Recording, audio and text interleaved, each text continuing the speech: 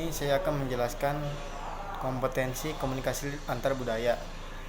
Kompetensi dalam pemahaman komunikasi antar budaya adalah kemampuan yang dimiliki individu yang berbeda budaya untuk berkomunikasi.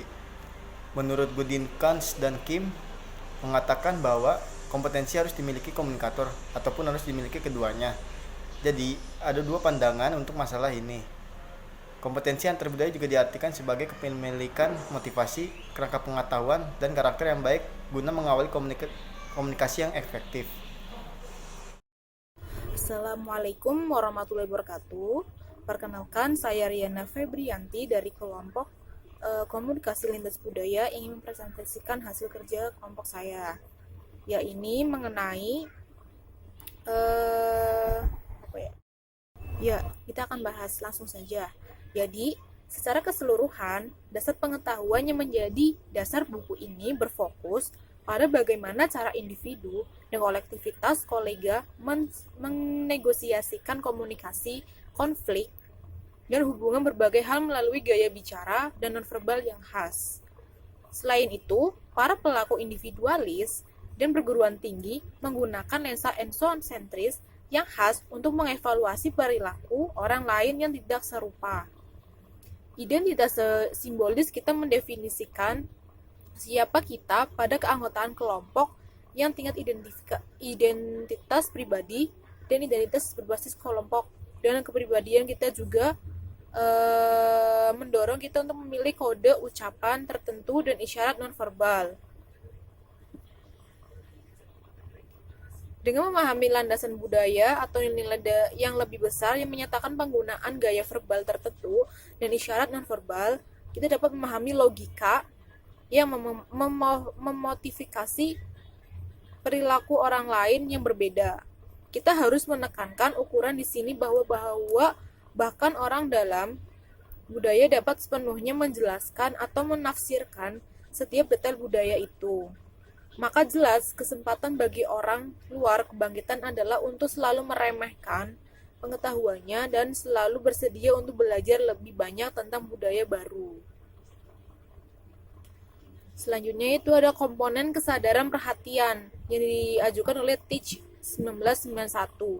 Berarti memperhatikan asumsi, kesadaran, dan emosi internal seseorang dan secara bersamaan menyelaraskan diri dengan asumsi, kesadaran, dan emosi orang lain sebagai sumpahan kesadaran dan emosi.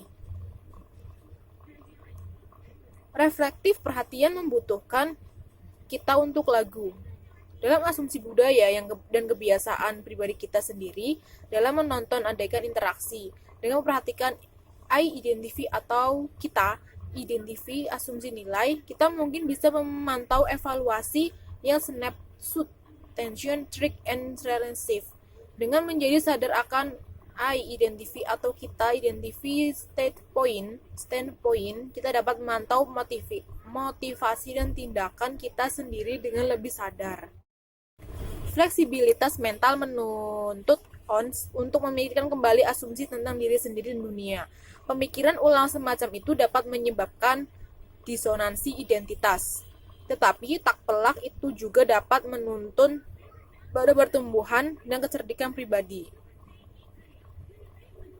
Menurut Langer, untuk bertindak dengan penuh perhatian, kita harus belajar untuk yang pertama, 1. Melihat perilaku atau informasi yang disajikan dalam situasi ini sebagai sesuatu yang baru dan baru. 2. Pandanglah suatu situasi dari berbagai sudut pandang yang menguntungkan. 3. Perhatikan konteksnya dan orang yang di dalamnya kita memahami perilaku itu. Yang keempat, menciptakan kategori baru melalui mana perilaku baru ini dapat didukung. Selain itu, kita perlu belajar untuk menggeser perspektif kita dan tanah pengertian kita dari kerangka referensi budaya orang lain. Praktik 4 analitis untuk memungkinkan komunikator melihat perbedaan dan kesamaan antara perspektif budaya masing-masing dan perspektifal.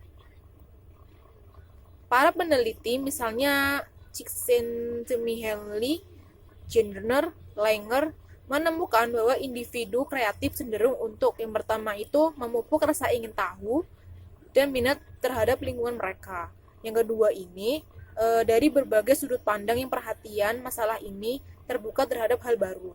Yang ketiga ini, waspada kerumitan dan perbedaan dalam kelompok atau budaya. Yang keempat ini, jadilah peka terhadap berbagai jenis keunikan situasional yang mungkin terjadi. Yang kelima ini, orientasikan diri dengan kesadaran sekarang dengan kelima indera yang fokus. 6. Pupuklah aliran atau kenikmatan dalam interaksi sehari-hari dengan orang lain. Yang ketujuh ini, mempraktikkan pembelajaran berbeda atau pembelajaran menyimpang. Artinya itu sesuai dengan kenyamanan kita sendiri. Selanjutnya itu ada komponen keterampilan komunikasi. Keterampilan komunikasi merujuk pada kemampuan operasional kita pada kebaikan efektif dan memuaskan dalam situasi tertentu. Banyak keterampilan komunikasi berguna dalam meningkatkan kompetensi komunikasi transkultural.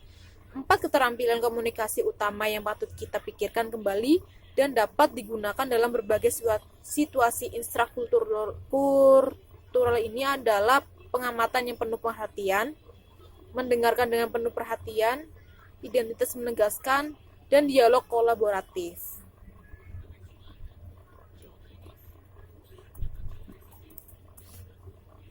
Materi selanjutnya yaitu from intercultural to transcultural ethic.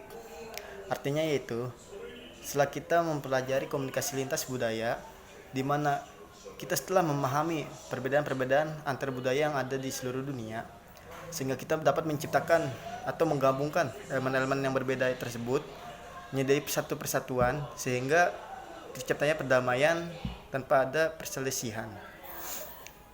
Terdapat 2 elemen yang terdapat dalam from intercultural to transcultural ethic.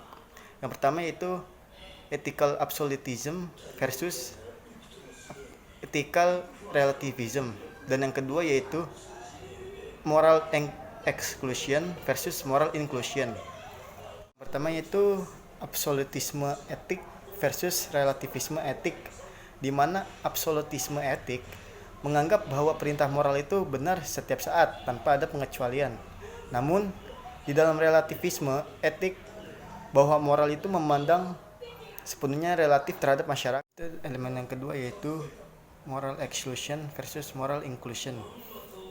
Moral exclusion itu beranggapan bahwa kelompok lain itu lebih rendah, sedangkan kelompok kita itu merasa lebih besar, lebih unggul daripada kelompok lain, sehingga menciptakan yang namanya etnosentrisme. Namun di dalam moral inclusion, perbedaan-perbedaan itu tidak ada, sehingga menciptakan satu kesatuan yang bisa mendapatkan perdamaian. Assalamualaikum warahmatullahi wabarakatuh. Perkenalkan, nama saya Anissa Faziulandari. Di sini saya akan menjelaskan tentang final recommendation. Yang pertama adalah hormati orang-orang yang beragam dari budaya dan kelompok berdasarkan kesetaraan. Yang kedua, bersedia untuk terlibat dalam proses pembelajaran seragam budaya dan pengetahuan komunikasi khusus budaya. Yang ketiga, bersedia untuk membuat pilihan sadar dalam menanggapi berbagai kemungkinan. Dan yang keempat, bersedia untuk mengambil komitmen sosial. Yang kelima, bersedia untuk menjunjung tinggi martabat manusia. Terima kasih.